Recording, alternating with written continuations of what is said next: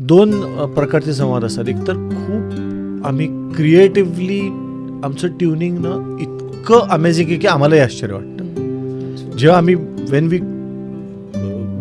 Ever we come to anything creative, आमचं म्हणजे विश्वासच बसत नाही असं ट्युनिंग आहे आमचं. अनेक मी प्रसंग सांगू शकतो. एकदा ना असे 7-8 कलाकार एका कार्यक्रमात होते की आपापलं काहीतरी एक सादर करायचं. म्हणजे संदीप त्या टोकाला होता. तर तो जनरली ऑडियन्स किंवा हे बघून ना तो मला विचारतो की काय वाटतं मी आज काय वाचू. पण तेव्हा कार्यक्रमाला आम्ही पोहोचल्यानंतर काही मध्ये बोलणंच नाही झालं.